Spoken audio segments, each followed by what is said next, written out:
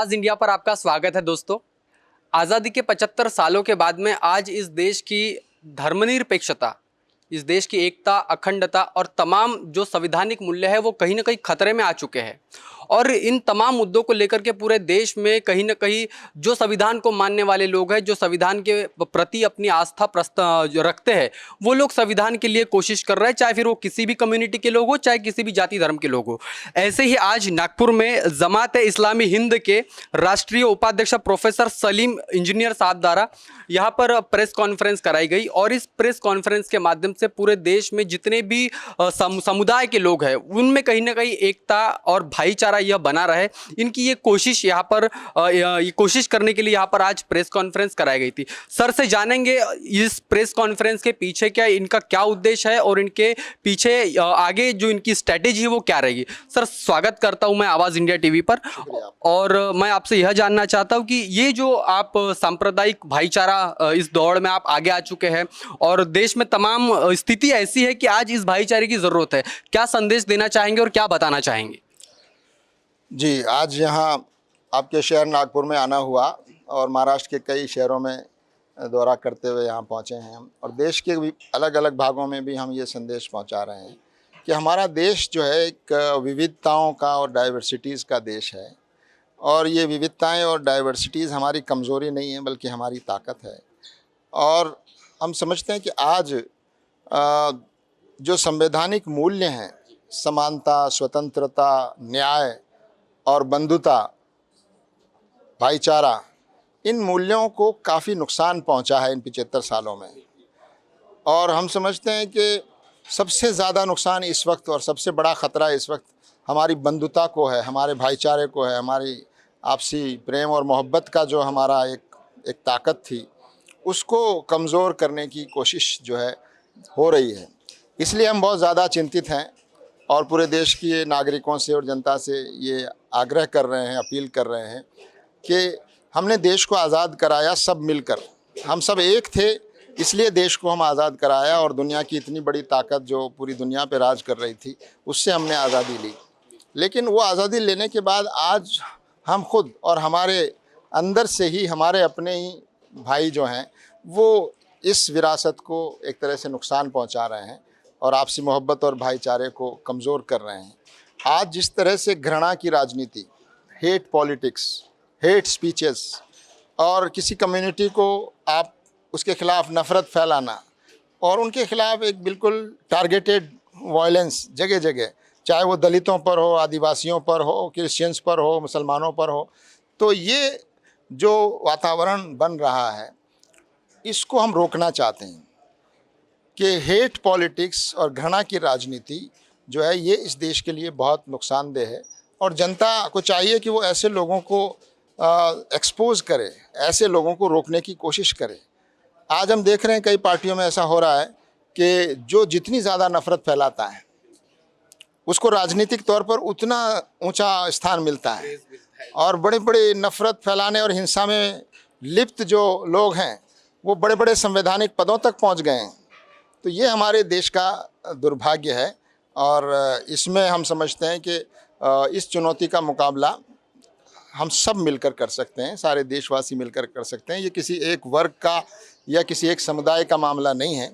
और मैं समझता हूँ कि ये बहुत बड़ा ख़तरा है कि हमारे देश में जहाँ भाईचारा कम हो रहा है वहीं आप देख रहे हैं कि संवैधानिक वातावरण और जो डेमोक्रेटिक लोकतांत्रिक वातावरण जो है वो भी कमज़ोर होता जा रहा है, और हम एक तरह से डिक्टेटरशिप और एक फांसीवाद की तरफ हम आगे बढ़ रहे हैं।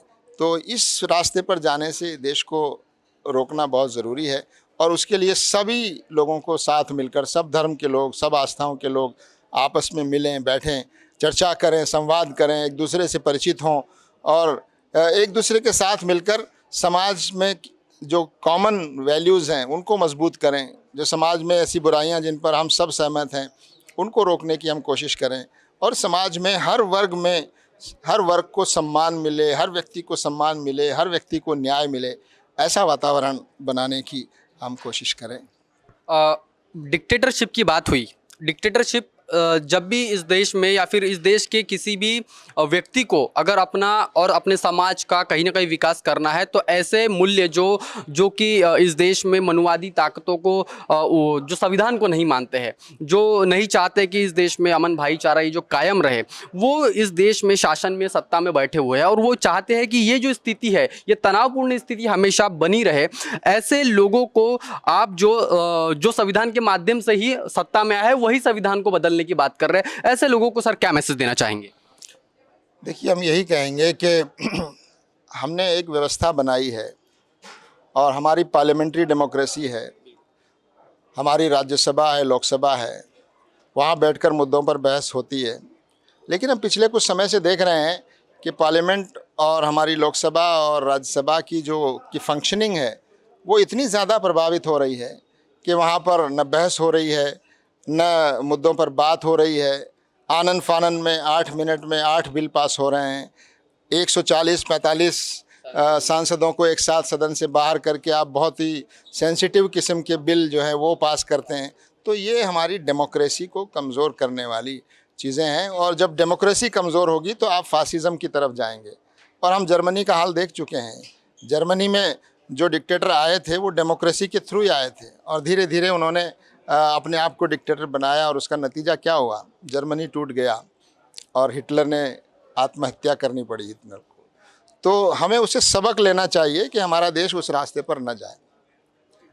आखिरी सवाल ये रहेगा कि इस देश में 2024 का इलेक्शन बहुत ही महत्वपूर्ण है। इस देश में लोकतांत्रिक व्यवस्था बचेगी या नहीं बचेगी, ये 24 का इलेक्शन ही तय करेगा। क्या लगता है आपको कि इस देश में लोकतांत्रिक व्यवस्था बची रहेगी? संविधान को मानने वाले लोग इसको बचाने के लिए क्रियाशील है, काम कर रहे हैं? क्या लगता है आपको? देखिए, मैं बहुत आशावादी हूँ और हालात बहुत ख़राब हैं, संगीन है, ये बात मैं मानता हूँ। लेकिन हमने बड़ी बड़ी चुनौतियों का सामना पहले भी किया है। पहले भी डिक्टेटरशिप की आहट इस देश में हुई है। इस देश में पहले भी इमरजेंसी लगी और उसको इस देश की जनता ने रोका है। और ये जो चुनौती है, इस चुनौती का भी हम मुकाबला कर सकते हैं और मुझे नहीं लगता कि हमारा देश नफ़रत के रास्ते पर जा सकेगा। हमारे देश की जनता की जो नेचर है वो नफ़रत के रास्ते पर जाने की नहीं है। थोड़ी बहुत देर के लिए हलचल पैदा हो सकती है, लेकिन हमारी देश के आम जनता का जो मिजाज है, नेचर है, वो नफ़रत का नहीं है, घृणा का नहीं है और वो फासिज़म को सपोर्ट करने वाला मिजाज नहीं है। तो यही हम कोशिश करना चाहते हैं कि इस देश की जो एक्चुअल नेचर है उस पर मजबूती से हम आए और इस चुनौती का सामना करें और मुझे पूरा विश्वास है कि हम इस चुनौती का सामना करने में ज़रूर सफल होंगे।